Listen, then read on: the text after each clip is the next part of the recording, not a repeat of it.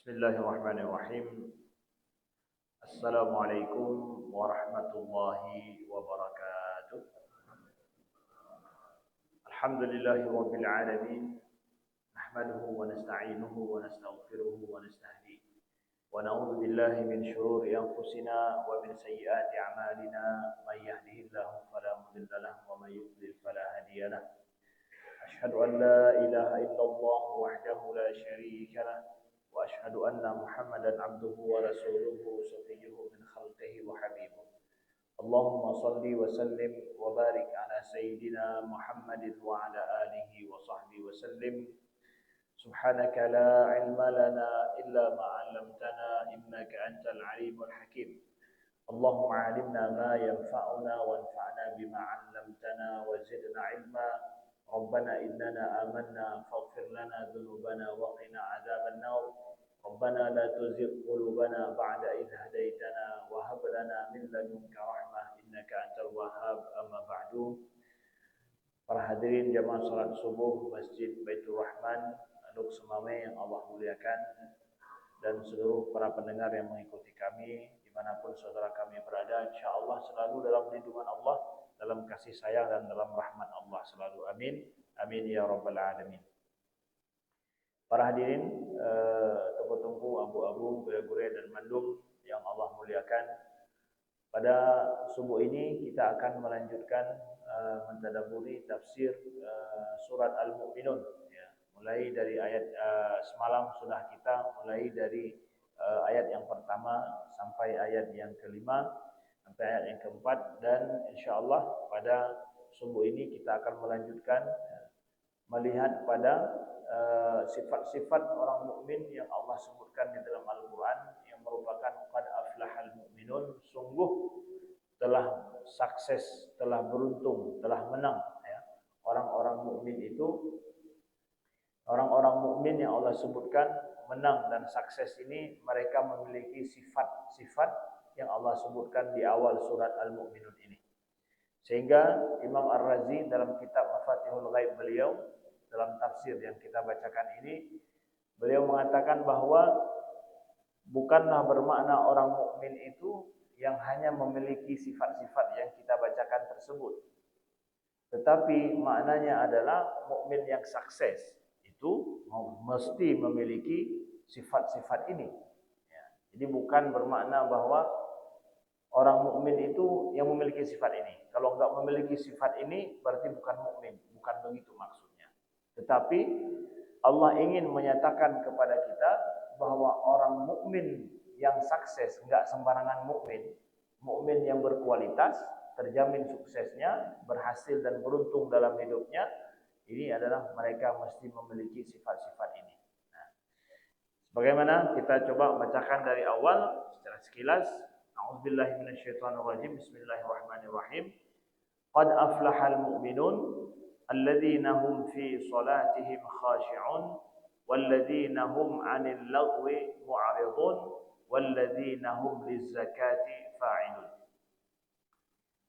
Sungguh telah beruntung orang-orang mukmin, yaitu mereka yang dalam salat mereka khusyuk, mereka yang dari lagw mereka menghindari diri daripada lagw, menjauhkan diri daripada lagwun. Lagwun ini malam sudah kita jelaskan. Walladzina hum lizzakati fa'ilun, dan mereka itu adalah menjadi pelaku bagi zakat. Ya. Pelaku bagi zakat kita katakan, ya, yang mengerjakan zakat. Ini sudah kita jelaskan tadi malam. Selanjutnya adalah walladzina hum li furujihim hafizun. Selanjutnya sifat daripada orang mukmin yang sukses kata Allah setelah masalah salat yang merupakan ibadah jasad, ibadah tubuh, ya. Kemudian ada di situ juga tentang zakat yang merupakan ibadah harta. Selanjutnya ini adalah walladzina hum li furujihim hafizun.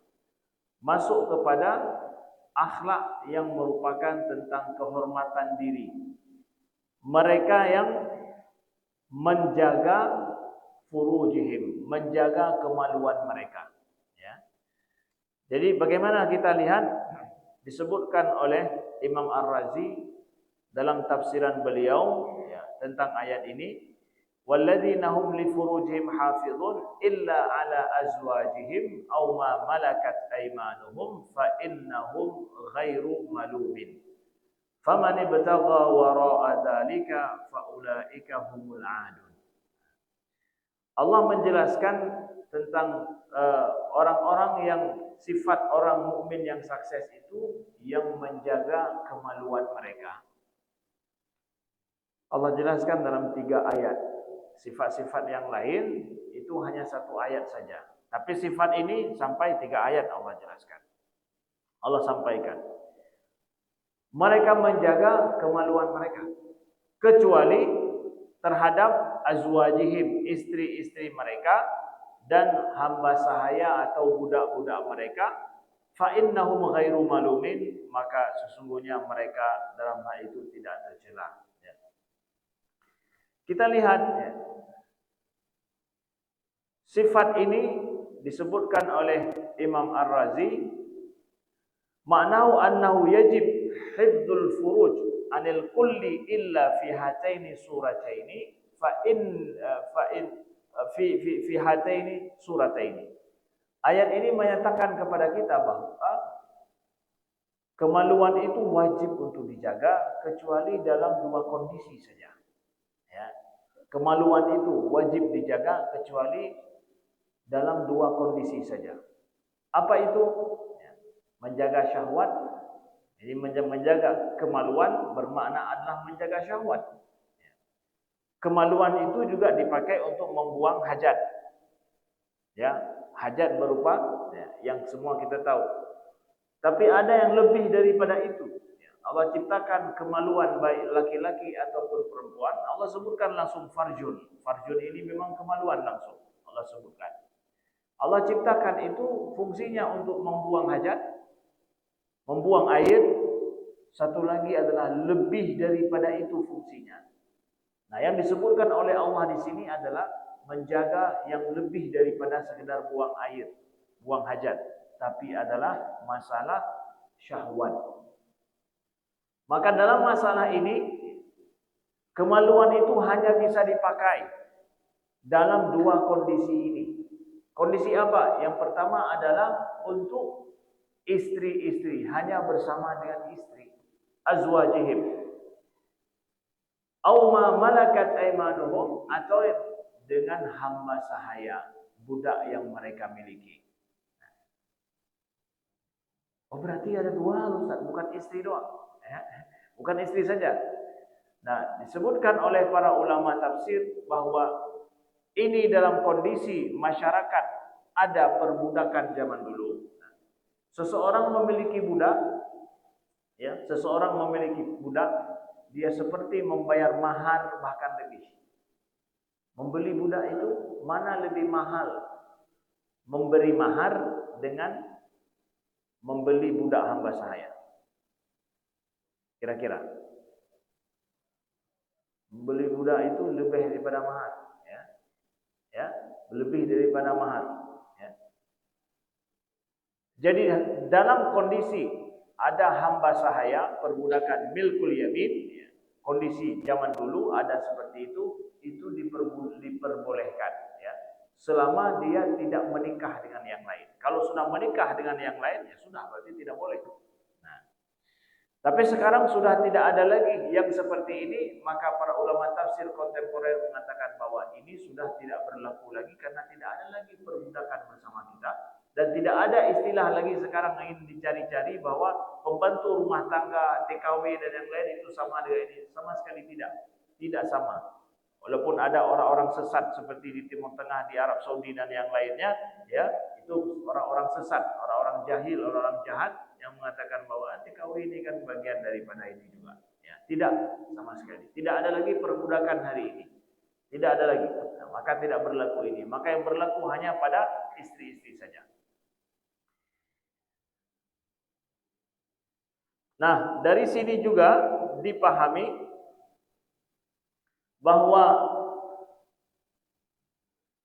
mentransfer nafsu dengan cara yang lain. Faman ibtagha wara'a dzalika, barang siapa yang mencari cara lain di belakang daripada itu, di belakang daripada pemuasan nafsu syahwat di luar dengan istri, faulaika humul adun, maka mereka ini ya, melampaui batas.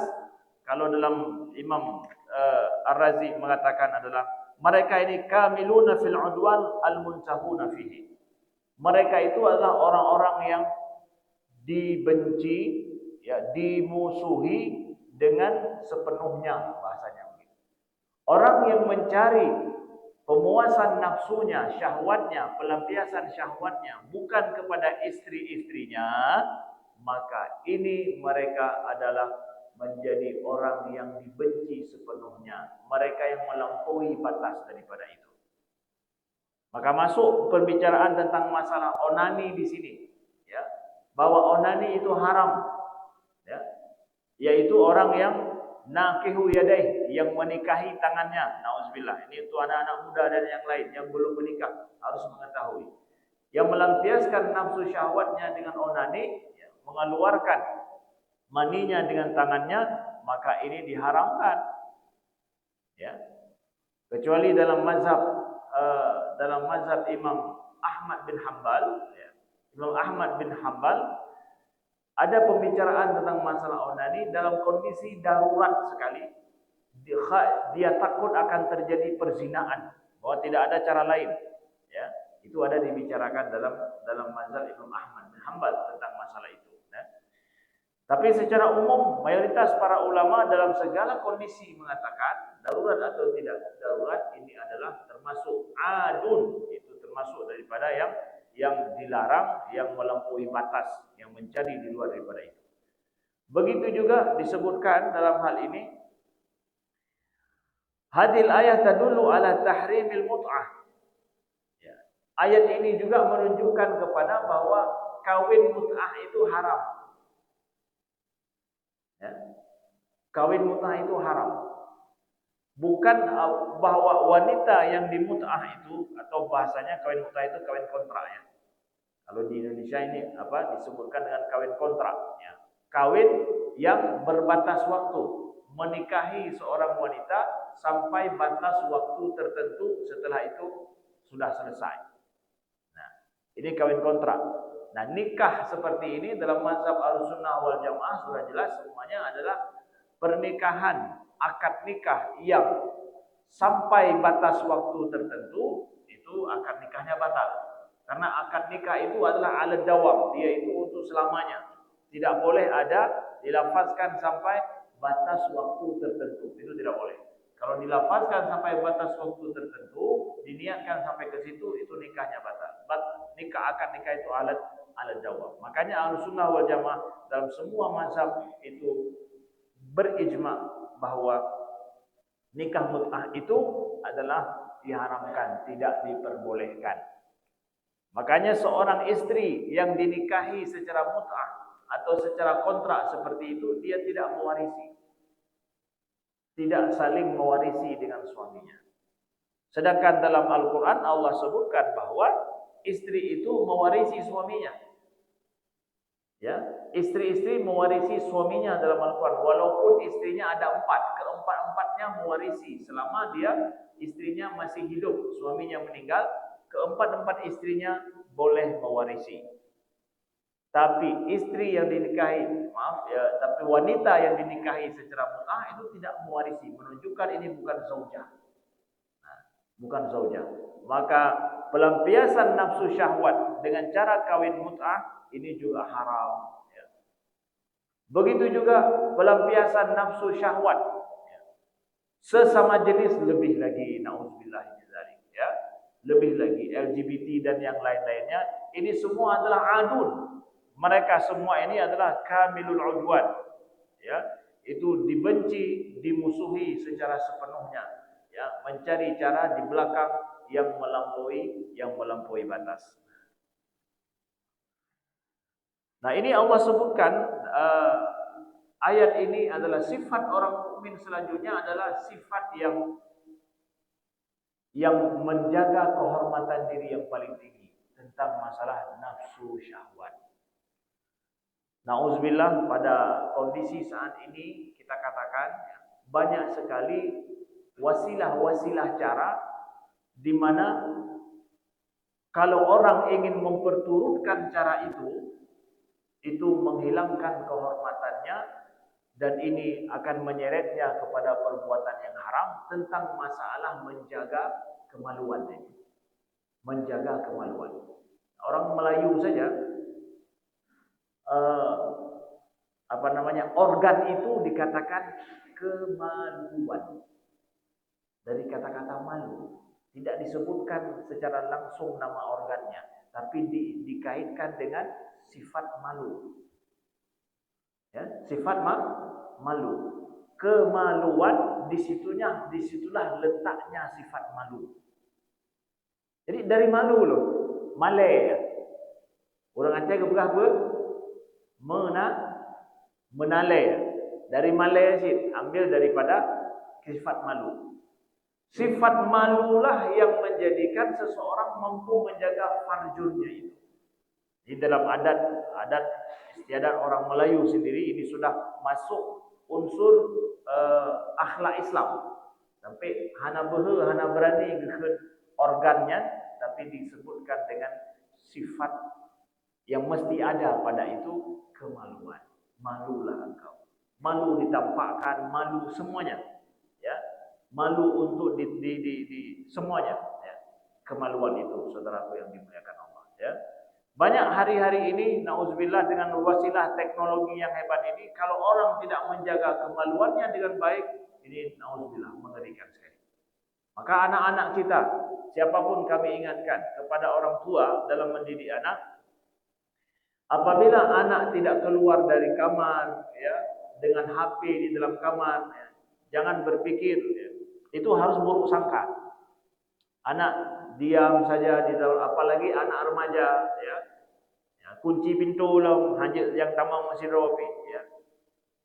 Ini harus menjadi buruk sangka orang tua sedang ngapain di dalam kamar. Nauzubillah. Ya, ada wanita-wanita yang mencari uang, mencari duit hari ini di dalam kamar dengan nauzubillah, dengan tidak menjaga kemaluannya. Tidak menjaga marwahnya, saudaraku yang dimuliakan Allah. Ya, dengan mudah, laki-laki mana saja mudah mengakses asalkan bayar duit, nauzubillah. Ini fitnah besar yang hari ini. Jagalah kemaluan itu dari semua sikap-sikap yang bisa menyeret kepada perbuatan yang haram.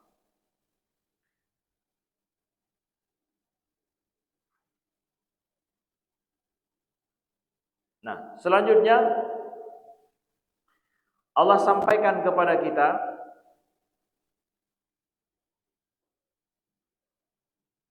walladzina hum liamanatihim wa ahdihim ra'un. Sifat selanjutnya daripada orang mukmin yang sukses itu adalah mereka yang menjaga amanah-amanah dan janji mereka. Ini sifat yang selanjutnya. Wa'lam annahu yusamma syai' al-mu'taman alaihi wal mu'ahad alaihi amanah wa ahdan. Ketahuilah, kata Imam Ar-Razi, bahwa sesuatu yang diamanahkan, yang dipercayakan, ya, itu disebut dengan atau yang diperjanjikan disebut dengan amanah, ya, wa ahdun di dalam bahasa Arab. Wal ahdu, apa yang dimaksud dengan ahdun? Ahdun adalah ma'aqadahu ala nafsihi fima yuqirru bihi ila fima yuqarribu ila rabbih wa yaqau aidan ala ma amara Allah taala. Dikatakan dengan janji apa?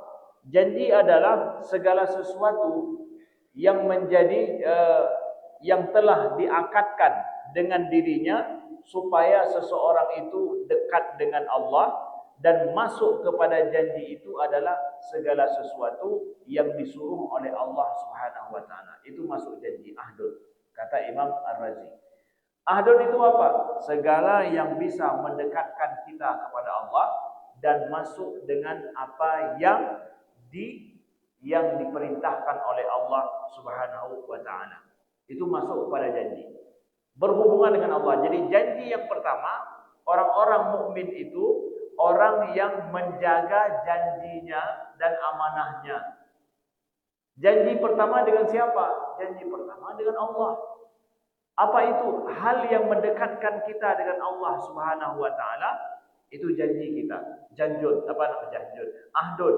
Kemudian yang menjadikan perintah Allah itu juga masuk dalam dan masuk dikatakan dengan ahdun atau janji. Maka janji yang pertama adalah janji kita dengan Allah. Itu perlu diingat. Jangan sampai kita pikir janji itu hanya dengan manusia saja.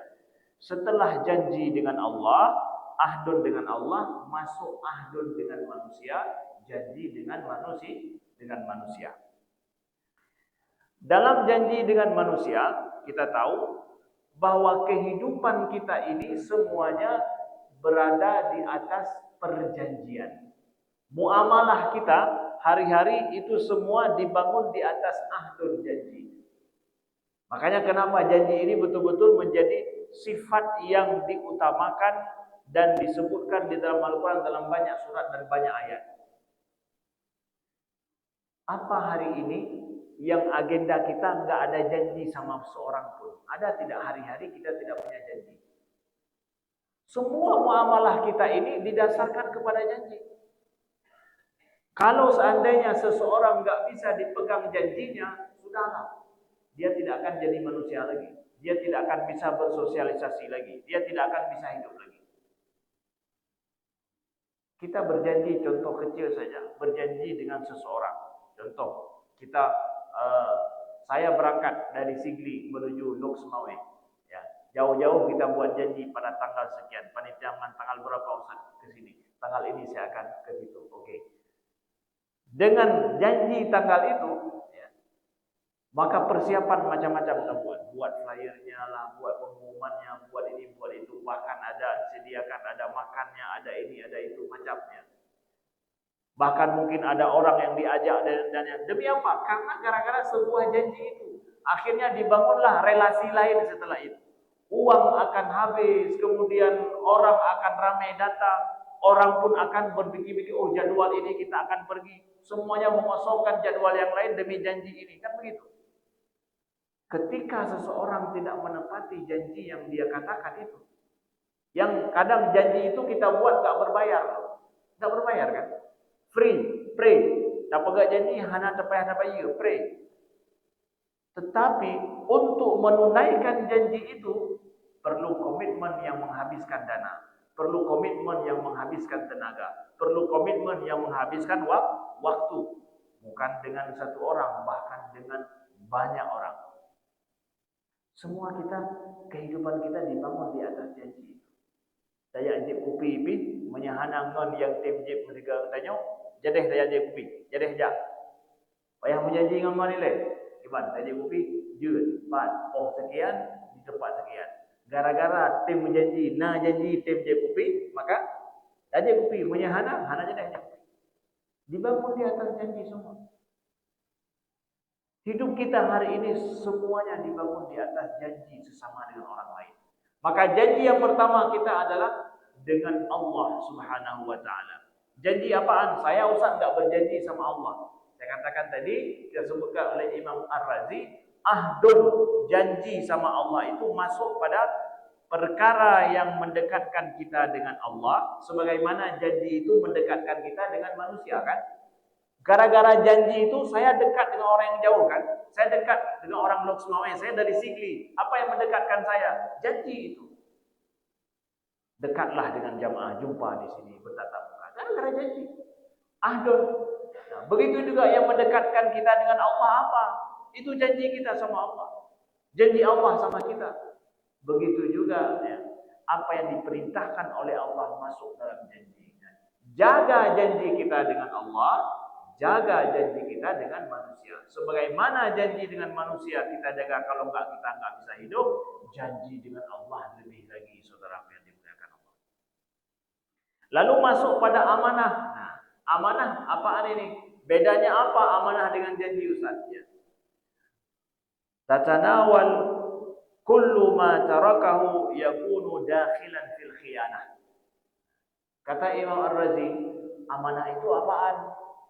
Amanah itu apakah titipan? Kata Imam Ar-Razi bahwa masuk dalam makna amanah segala sesuatu yang kalau kita tidak melakukannya, tidak menunaikannya, disebut khianat. Ya, disebut khianat. Kalau kita enggak menunaikan, kalau kita enggak melakukannya, kita tidak memenuhinya, disebut dengan khianat. Maka dalam hal itu semua itu masuk amanah. Amanah itu masuk. Nah, baik. Dari sini kita lihat ini akhlak amanah adalah akhlak yang paling mulia dan hanyalah ada pada orang-orang mukmin saja. Akhlak amanah ini, saudara yang dimuliakan Allah. Akhlak amanah hanya ada pada orang mukmin saja. Lawan amanah apa? Khianat. Jadi amanah akhlak, lawannya adalah khianat. Akhlak juga, tapi akhlak tercela. Kalau kita katakan sekarang, Bapak Ibu tahu enggak khianat itu apa?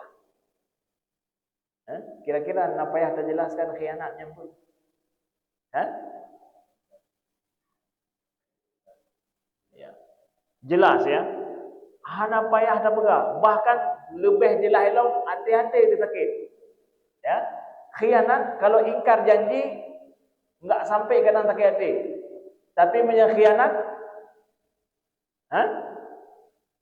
kalau dibilang khianat, ya hati-hati dia sakit.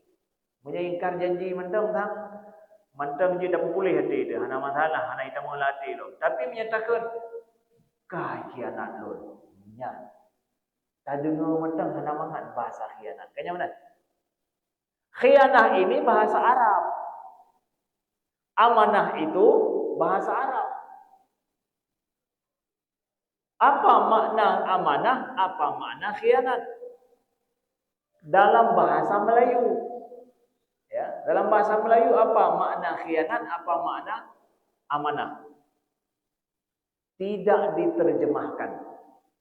Saya sampaikan bahwa amanah, akhlak amanah dan akhlak khianat tidak diterjemahkan dalam bahasa Melayu karena tidak ada padanan katanya yang sesuai. Sehingga dijaga kata-kata itu sebagaimana adanya. Enggak diterjemahkan. Contoh mesti begahi. Kata-kata yang tidak diterjemahkan, kata-kata kontemporer tidak diterjemahkan, enggak ada karena enggak ada padanan katanya yang sesuai. Contoh komputer. Apa terjemahan komputer? Baik komputer. Komputer bahasa Inggris, bahasa Melayu, bahasa Indonesia komputer pun. Cinubunan dia. Mati ini kan, hai komputer apa ini? Hai komputer apa dengan bahasa Aceh, dengan bahasa Indonesia? Anak dong tu komputer aja. Kenapa komputer tidak diterjemahkan? Karena enggak ada padanannya dalam bahasa, dalam peradaban kita. Ini alat produk orang lain, ya. Produk orang lain, produk budaya dan peradaban orang kita pakai. Ya udah, orang di sana yang membuatnya mengatakan komputer, sampai ke tempat kita juga kita katakan apa? Komputer juga. Ya. Bahkan menyatakan dengan hana sesuai dengan bahasa awaknya itu kim juga komputer ya, komputer ya. Yang tekan komputer sang hana pai yang membahasa aja, tapi yang pai pun komputer. Yang betul nah. Karena laginya asli bahasa Roy. Itu enggak ada padanan katanya dalam bahasa kita. Nah, akhlak amanah dan akhlak khianat ini juga enggak ada padanannya dalam bahasa orang Melayu, bahasa Indonesia. Sehingga dia tidak diterjemahkan, tetapi dipahami oleh orang. Kenapa demikian? Karena ketika Islam datang ke dalam masyarakat kita dalam sejarah dulu, mengajarkan akhlak yang baru ini, yang tidak ada dikenal di dalam di dalam kehidupan orang Melayu, orang Indonesia secara umum di Nusantara, baik orang Aceh juga dan yang lainnya. Emangnya apa bedanya Ustaz? Saya kasih tahu begini, bedanya akhlak ini, akhlak amanah ini. Makanya akhlak Nabi ini, akhlak amanah ini akhlak Nabi. Orang yang enggak beriman dia tidak tahu akhlak ini. Ya. Hanya orang beriman saja ikut Nabi yang tahu akhlak ini. Kalau enggak dia tidak tahu. Misalkan seorang, sering saya kasih contoh banyak tentang amanah ini. Contohnya adalah seorang misalkan dia mau pulang, dulu mungkin pernah saya sampaikan ini di tempat ini, bahwa seseorang mau pulang ke rumah mudik hari raya dari Lok Sumawai pulang ke Sigli. Dah pegah Lok Sumawai pulang ke Sigli punya mandung dua PD ya, nyosok Lok Sumawai lah. Yang mana? Tikan Lok Sumawai tu tak? Ya, punya dua PD, Pura Raya dah pegah.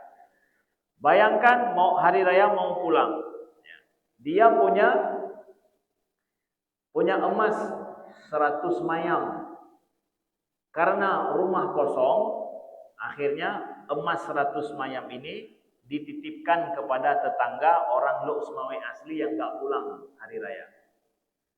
Lalu dititipkanlah dengan dipersaksikan dengan ada anaknya, ada tetangga yang lain, bahwa kalau dia lo dititipkan sertuh mayam kepada tetangga lo, gejame kenan ba urumuh tetangga kanya.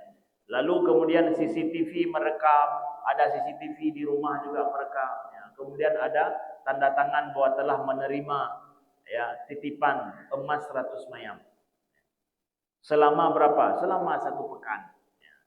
Dah diterimalah oleh tetangga ini. Ketika beliau balik, seseorang ini balik dari Sigli atau dari PD setelah hari raya, dia pergi ke rumah tetangga untuk mengambil titipannya. Sampai ke tempat itu, tetangga kemudian menyerahkan titipan tersebut berupa emas ini. Hana mutahafil lagi tujuh menan dicok. Ya, hana mubah bacurpi. Amanah tidak ini tetangga? Amanah ya. Nah, contoh yang kedua, seseorang menitipkan, orang PD ini juga menitipkan 100. Saya katakan orang PD karena jauh dari sini ya. Bebgahnya kadang-kadang orang PD kayaknya ya. Hanya cik kadang-kadang ya. Menitipkan emas 100 mayam kepada tetangganya orang Lok Sumawai asli yang tidak pulang di waktu hari raya. Jumpanya di jalan. Hai nyolo mekarat pe halu woju. Pat rono. Oh lo ino bak jalan ya. Oh nepreh nanti ya. Londan tanyo berupa ha nepreh lowo. Ha ti lumpreh lowo. Mekarat kan. Gucok aju sirtuh manyamahnya. Berumpak bak jalan murah lecok dia ubah rumah. Ya, watai lu raya lun wo cok lu pulang. Hana CCTV, hana saksi, hana apa-apa. Taputan. Enggak ada apa-apa. Ya. Dibawa pulanglah ke rumahnya disimpan. Setelah 1 pekan balik lagi yang punya emas ini dari Sigli atau dari PD ke Lok Sumawai. Lalu dia minta emasnya. Lalu ketika diminta, persis seperti dikasih di tengah jalan tadi, tanpa ada perubahan sedikit pun. Amanah tidak? Yang tahu amanah sebenarnya. Dari 2 contoh ini yang amanah yang mana? Yang nomor 2 amanah. Yang pertama bukan amanah. Jadi yang pertama itu nggak bisa dibilang bahwa tetangga ini amanah orangnya, nggak bisa. Kenapa? Kata para, makanya Imam Ar-Razi mengatakan tadi, tanawal kullu ma tarakahu yakunu dakhilan fil khianah. Makna amanah adalah apa? Yang apabila dikerjakan, yaitu perkara-perkara yang seseorang tidak berkhianat, itulah amanah. Atau maknanya adalah seseorang melakukan sesuatu yang dia bisa berkhianat di situ. Tidak 100% bisa berkhianat, tapi tidak melakukannya. Nah, itu maknanya kata Imam Ar-Razi di sini. Segala sesuatu perbuatan yang orang bisa berkhianat 100% tapi tidak dia lakukan. Jadi kalau misalkan dikatakan ketika lihat cok menghadroh, kemudian kata, "Hana lo cok menghadroh, mana menghadroh?" Kiban. Hah? Lamuronya tertu manyam gadah hanya. Oh baik macam-macam nak tunjuk tang bukti. Habis kan? Lain aja. Gadah hanya tertu manyam. Nah dikatakan akhlak amanah adalah seseorang yang melakukan sesuatu, menunaikan yang diamanahkan, yang diperjanjikan kepadanya, pada saat dia bisa berkhianat 100%, dia tidak melakukannya. Itulah amanah. Manfaat dacoknya menyangkut orang beriman. Sedangkan contoh yang pertama tadi ada saksi, disumpah lagi, kemudian di depan umum lagi, kemudian macam-macam yang lain, dia sesuai dengan janjinya. Itu golong amanah. Karena apa? Hanya dia khianat.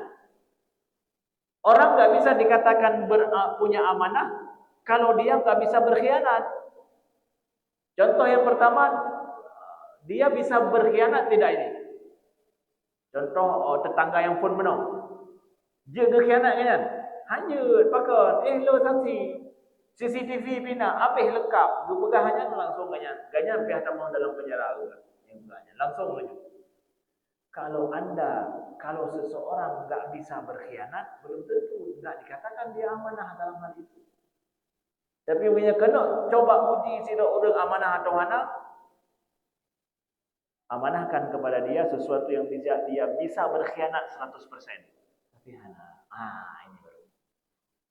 Disinilah kata Nabi, la imana liman la amanatalah. Tidak sempurna iman seseorang yang tidak punya amanah. Hubungan iman itu dengan amanah. Akhlak mukmin itu dari dalam dirinya ada iman, dari luarnya amanah. Yang singkatnya kita pegang. Asal dalam orang mukmin iman, yang dari luar amanah. Itulah akhlak Nabi. Sehingga akhlak Nabi yang pertama yang kita tahu apa? Amanah. Dipanggil dengan al-amin. Makanya ketika akhlak ini diajarkan oleh Islam kepada orang Melayu, orang Nusantara, kita enggak ada padanannya dalam bahasa katanya. Menepati janji, tapi janji hana sama amanahnya. Islamlah yang memperkenalkan akhlak ini sehingga dipakai kata-kata ini amanah. Hanya dah terjemahkan. Lawannya apa? Lawannya juga bahasa Arab. Apa? Khianat. Dan kita sudah tahu semua khianat itu apa. Tanpa harus diterjemahkan. Bahkan mekatlah mati itu ya. Hana mengatakan ini apa? Khianat. Dituduh kita khianat juga. Enggak mau terima kita. Khianat drone. Ada terima enggak? Bukan betul-betul dia membuat dia ya. Kadang juga han mudah diterima karena maknanya sangat dalam dan menjijikkan sekali. Khianat itu. Maka orang mukmin li amanatihim wa ahdihim raun. Mereka menjaga amanah mereka yang pertama dan janji mereka. Janji ini di atas kertas, didengarkan orang, punya saksi dan yang lain. Itu janji itu. Makanya semua akad-akad kita, transaksi-transaksi kita itu semua bentuk janji. Tapi kadang yang diucapkan tanpa ada saksi, tanpa ada bukti, semuanya amanah dun kejaga hadirat. Hana tudup lain. Ini amanah nih. Jelas bedanya? Jelas? Maka saudara yang dimuliakan Allah, ingatlah Allah katakan orang mukmin yang sukses itu adalah orang yang menjaga pertama amanah, yang kedua janji. Gamhonya kan? Ibnu Mas'ud mengatakan apa? Imam Ar-Razi mengutip satu perkataan Ibnu Mas'ud yang getat untuk tanya debu. Awal ma tafqiduna min dinikum al-amanah. Yang pertama sekali hilang dari agama kalian adalah amanah. Wa akhir ma tafqiduna as-shalah. Dan yang terakhir hilang dari agama kalian, kata Ibnu Mas'ud, itu adalah salat. Yang pertama hilang dari agama kalian amanah. Yang terakhir hilang salat. Mafhum ya? Nah, mafhum ya? dengan berarti kalau demikian ada dalam kehidupan kita orang jaga sholat tapi nggak amanah. Karena amanah duluan bisa hilang, sholat terakhir hilang. Nih amanah ini. Umat Nabi dibangun atas akhlak amanah. Maka kita yang menjaga sholat, yang telah khusyuk sholat kita, jagalah amanah ini. Anak-anak muda juga kami sampaikan, kalian yang hari ini susah cari kerja, bukan masalah skill saja, tapi masalah akhlak yang dipertanyakan. Amanah tidak orangnya. Siapa saja pengusaha, siapa saja yang punya modal, mereka mencari mana orang amanah, lu gaji buffet. Ada masalah. Asal betul amanah. Tidak yang gaji betul. Ya. Amanah ini yang dicari. Menyebangai je pucarau. Bangai je putikula. Amanah na. Itu amanah kita butuhkan dalam hari-hari kita. Petunjuk pada orang nak amanah, maka akan gedunya petunjuk menduk. Terakhir adalah walladzina hum ala salawatihim yuhafizun. Dan yaitu mereka-mereka yang menjaga semua solat-solat mereka. Wa inna ma aada ta'ala dzikraha li'anna al-khusyu' wal muhafazah mutaghayyirani ghaira mutalazimain. Kenapa diulang di sini? Pertama kan dimulai sifatnya dengan solat yang khusyuk. Kemudian di sini diulang dengan menjaga solat. Apa beda antara khusyuk dengan menjaga atau yuhafizun?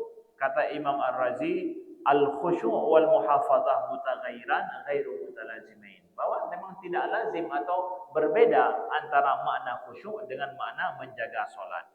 Fa innal khusyu' sifatun lil musalli fi halil ada' li salatihi. Khusyuk itu adalah sifat orang yang solat pada saat dia sedang solat. Itu khusyuk, sifat orang solat. Sedangkan muhafazah tasih halam ma lam yuaddiha bi kamaliha. Sedangkan menjaga itu adalah sifat sebelum solat, sebelum melaksanakannya, itu menjaga. Jadi dalam masalah solat kita disuruh oleh Allah dua. Yang pertama, jaga sampai khusyuk, ini yang paling penting.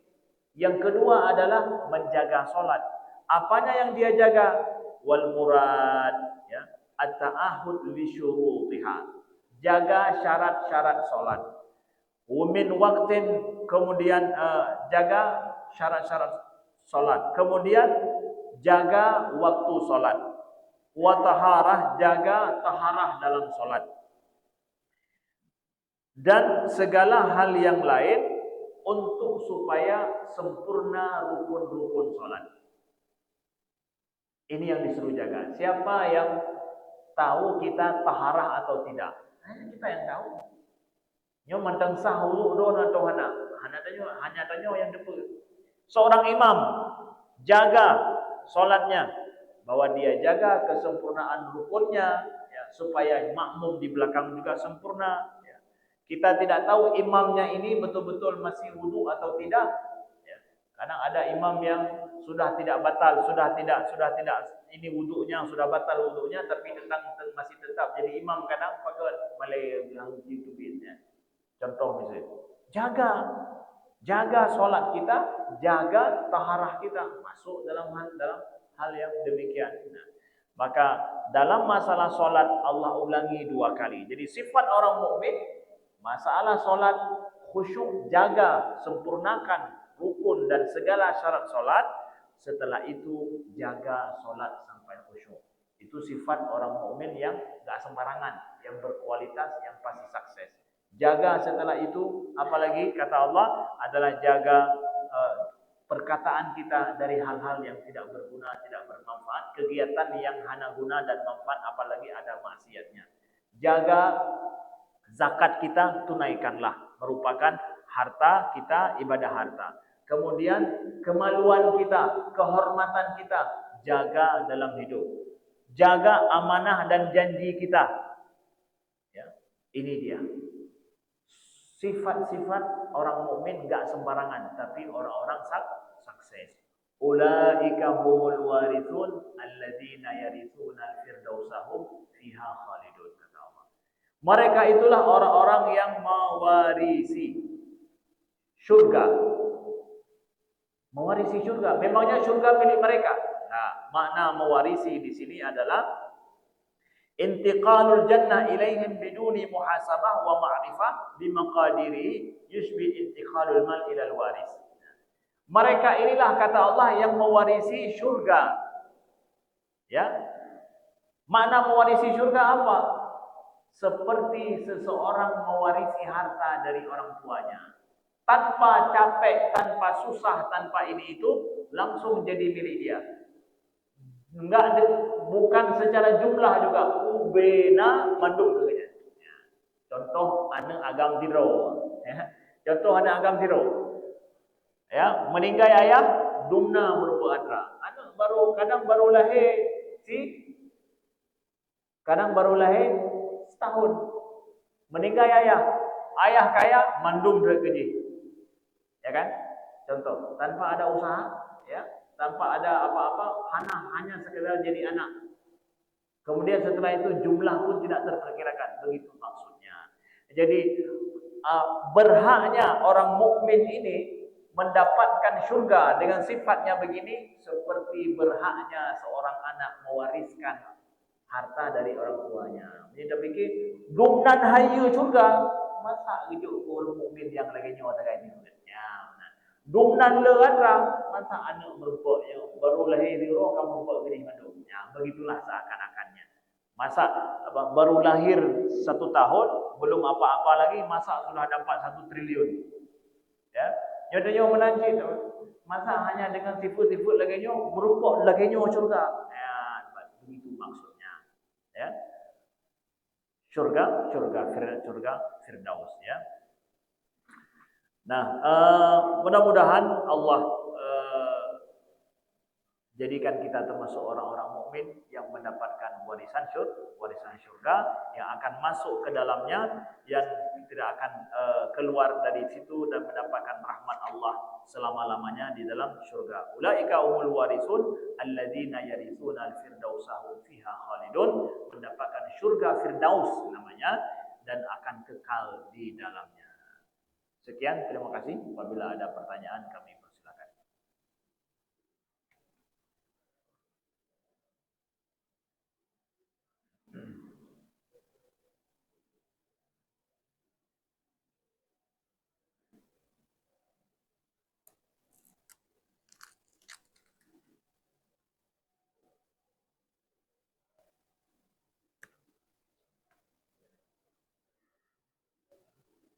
Assalamualaikum warahmatullahi wabarakatuh. Waalaikumsalam warahmatullahi wabarakatuh. Pertanyaan Ustaz tentang hamba sahaya. Dari dulu daftarnya hamba sahaya itu dari mana? Apa dari tawanan perang? Kalau memang dari tawanan perang, sekarang semuanya lagi perang lain dengan Palestina. Kalau wanita-wanita Palestina diambil sebagai tawanan perang oleh Israel dan dilakukan oleh Palestina, apa itu bisa untuk jadi hamba sahaya? Ya, apakah hamba sahaya itu berasal daripada tawanan perang? Ya, hamba sahaya itu ya adalah merupakan adat istiadat budaya yang lahir bukan dari Islam, tapi jauh sebelum Islam datang ada perbudakan tersebut, yaitu manusia yang dipelamir, yang dijual beli, yang dia tidak memiliki hak yang sama dengan manusia yang lain. Ya, sampai akhirnya ketika terjadi perang itu yang menyebabkan karena ada budaya untuk menganggap orang lain bisa diperjualbelikan. Ketika seseorang tidak memiliki mampu menjaga dirinya, karena misalkan dalam perang dia ditawan kalah dalam perang, akhirnya dia dijual, orang yang menjualnya kemudian mendapatkan uang dalam hal ini, karena budaya itu ada dulu menganggap manusia bisa memperbudak manusia yang lain. ketika datang Islam, budaya ini mengakar kuat, ya, sampai datangnya Islam. Maka ketika datang Islam, mulailah dibuat hak-hak bagi hamba sahaya. Karena hamba sahaya ini merupakan sudah hanji tapi lah. Lagi yang itu dah pegang orang Aceh, bahasa ketika awal bahwa na ampun na yang kenampun. Gimana cara tapi na ampun? Hanji tapi nah.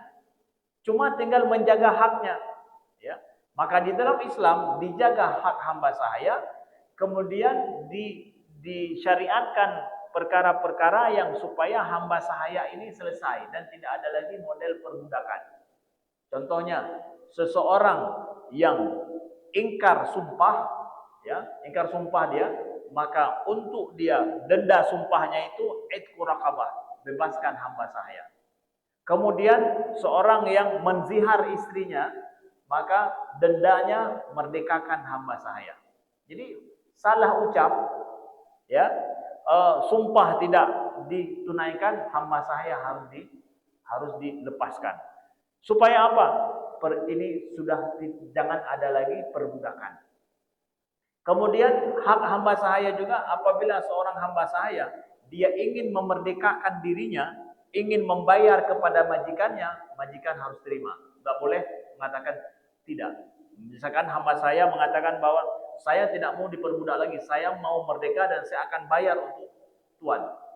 Kalau hamba saya minta begitu dalam Islam, seorang tuan tidak boleh mengatakan tidak. Kaji punya benar. Man kiman cara kata bayar, lun kerja, ya, maka lun akan bayar, lun hutang kalau bayar lun.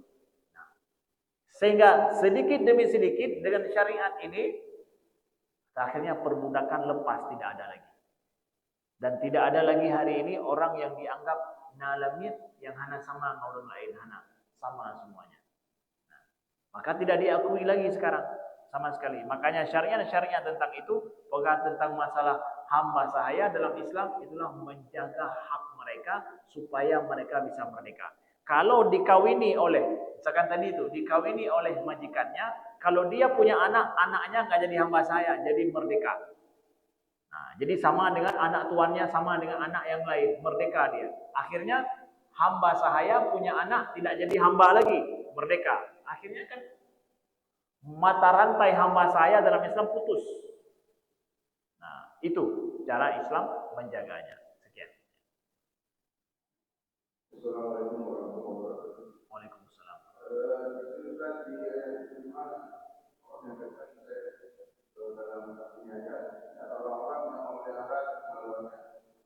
Terus dilanjutkan di ayat yang ke-6, kecuali terhadap istri mereka atau hamba sahaya yang mereka miliki, maka sesungguhnya mereka tidak tercela. Jadi maksud saya di ayat ini kan yang disebutkan ini yang menjadi kecuali terhadap istri mereka. Berarti kita disebut kepada laki-laki. Pertanyaan saya, bagaimana halnya dengan wanita? Apakah wanita juga punya budak? Dan apakah seorang budak atau tuan wanita itu bisa bergaul dengan budak laki-lakinya? Ya, baik. Nah ini kan ayat ini bicara tentang illa ala azwajihim, ya. Orang-orang yang menjaga kemaluan mereka kecuali adalah dengan istri-istri mereka dan hamba sahaya. Jadi kemaluan itu dalam makna adalah syahwat itu bisa dilampiaskan hanya kepada istri saja atau hamba sahaya. Kalau memang hamba sahaya masih ada, tapi sekarang sudah tidak ada lagi. Kita kan istri-istri saja. Nah, kalau begitu ini hanya untuk suami-suami. Bagaimana dengan istri? Istri juga zaujun, azwaj itu adalah bahasa Arabnya daripada pasangan. Jadi istri juga sama dengan hanya dengan suami-suaminya saja. Karena yang dia selaku istri pasti punya suami, hanya dengan suami-suami saja. Terus kalau dia punya hamba sahaya, punya jemur, punya canda ini mandangna hamba sahaya. Maka dia juga dengan hamba sahaya juga bisa seperti itu. Melakukan istri dengan ini. Kalau dia istri daripada seorang suami, ya, makanya ini hanya berlaku pada suami, tidak berlaku pada istri. Istri tidak bisa melakukan itu, karena dia merupakan istri daripada seorang suami. Kalau masalah hamba sahaya, ini hanya berlaku kepada suami saja. Tapi kalau masalah istri, itu timbal balik. Ya, jadi hana mesti dah pegang hai perumoh na tiro perumoh pina hamba sahaya ya agam. Makai kanya ngan lakau tu ngan ber ngan hamba saya pi cit tu hana. Ya. Tidak demikian. Nah, makanya dalam hal masalah istri dan hamba sahaya ini dipersamakan dalam hal ini. Bahwa dia hanya milik suaminya saja. Ya, hamba sahaya yang perempuan itu juga milik suami milik majikan saja. Ya, hanya dengan majikannya saja. Nah, begitu saudaraku yang dimuliakan Allah. Ya. Dan alhamdulillah sekarang sudah tidak ada lagi hamba sahaya ini. Ya, sehingga permasalahan hamba sahaya luar biasa. Islam berhasil menghapus perbudakan ini dengan syariat Islam. Baik, Ustaz, mungkin dari Lombok ya. Sekarang dari perspektif pilkada Ustaz, kita lihat di baliho-baliho dalam pemimpin kita ditulis amanah. Itu di Ustaz sampaikan itu amanah itu paling sakral kita. Tapi dia tidak bisa mempengaruhi seluruh masyarakat yang dia pimpin. Itu bagaimana hukumnya Ustaz? Waalaikumsalam warahmatullahi wabarakatuh. Sekarang sudah kontestasi pilkada. Jadi ada di antara calon-calon yang menuliskan amanah, ya, amanah. Kalau ada calon-calon yang menuliskan amanah, kita bersyukur bahwa mereka ingin untuk menjadi amanah. Berarti walaupun laeh-laeh tapi mantan getih na amanah di sini. Maka kita memuji kalau ada orang yang ingin amanah dengan amanah di dalam menjalankan pemerintahan, dan kita harapkan semua calon seperti itu untuk menuliskan amanah dan berjanji dengan rakyatnya secara amanah. Masalah nanti di akhir ternyata enggak mampu, di luar daripadanya ini. Haji tak pegang sama ukuran. Tapi kita minta pada semua pemimpin kita, calon pemimpin, Bapak harus amanah. Amanahnya gimana? Amanah secara janji, amanah didatih daripada janji. Lagi apa benar? Yang hana kamu depu yang pelaku gerona harus amanah. Bahkan kita selaku muslim mukmin sudah tahu ini, wajib meminta mereka supaya amanah. Nah, man mengkhianati amanah akibat dengku. Kaku khianat baik pilih le. Nyo yang palo rakyat ka khianat lagi yang pilih lo. Partai yang ka khianat pilih partai lo. Nyo berarti kan pemimpin yang khianat, wajib rakyat yang khianat. Nah, yang lain terakhir, nah, sobat ya. Waalaikumsalam. Tadi Anda Ya. Ya. Berkaitan dengan itu, kita masih melihat dan masih mendengar ada di Aceh, Pecina Buta. Bersama dengan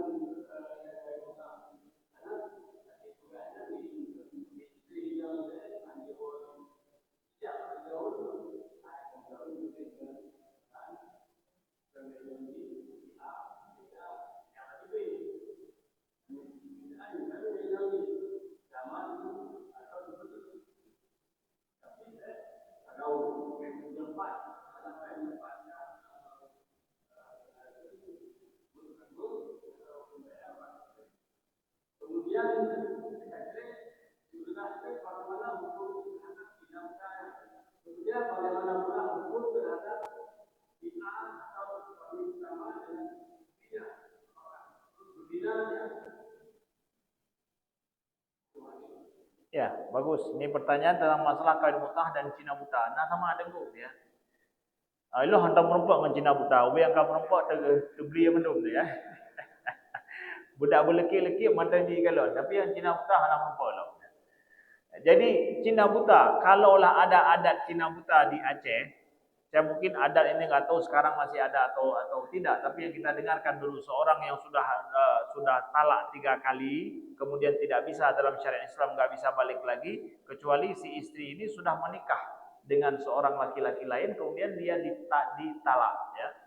Nah, proses nikah dia dengan laki-laki lain, seorang istri yang sudah ditalak 3, nikah lagi dengan laki-laki lain, kemudian ditalak. Ini proses terjadi dengan pernikahan yang asli, dan talak juga talak asli, nggak dibuat-buat. Yang namanya menikah nggak boleh ada Masa sampai kapan? Ya, kalau tahu misalkan orang menikah setelah itunya sampai dibeli kata olehnya, jelas ini berarti hampir sama dengan mut'ah tadi yang haram, tidak diperbolehkan. Maksud menikah dia dengan laki-laki lain, memang menikah selaku suami secara alami dan secara biasa, adat begitu. Kemudian setelah itu dia bergaul, bercampur, berhubungan suami istri seperti biasa, memang suaminya. Suami selanjutnya setelah suami yang telah mentalak dia. Lalu kalau dia harmonis, alhamdulillah teruslah harmonis. Kecuali karulom secara alami ditalak lagi. Talak 1, talak 2, talak 3, sampai talak 3 lagi terjadi. Baru punya kuolom lontang. Ya, itu pun istri tinggal memilih terima atau tidak suaminya yang dulu, karena dia sudah ditalak 3 oleh suaminya yang kedua ini secara alami juga. Makanya proses talak 3 itu betul-betul menjadikan seorang lepas istrinya menjadi pelajaran bagi seorang suami. Maka yang pecina buta itu diharamkan dalam adat bawahnya kata liuk bayi tekian kajilo, jelas itu diharamkan, tidak apa? Tidak boleh. Itu bukan pernikahan namanya. Ya, pernikahan yang dibuat-buat bukan pernikahan yang asli, tidak terjadi dianggap pernikahan. Nah, ini adat Cina saja yang pegang lagi kan hana orang Islam. Makanya juga Cina mutabi Cina yang pegang berarti kan orang Islam apalagi orang Aceh. Cina hai tero loh. Mang dumna muta Cina nyo. Mang kerja acok le orang Aceh hakai Cina muta nyo. Ya, mungkin ya menan keluar ya. Begitu. Terima kasih atas pertanyaannya. Sekian terima kasih. Aku qouli hadza wa astaghfirullah li wa lakum. Subhanakallahumma wa bihamdika asyhadu an la ilaha illa anta astaghfiruka wa atubu ilaika. Wassalamualaikum warahmatullahi wabarakatuh.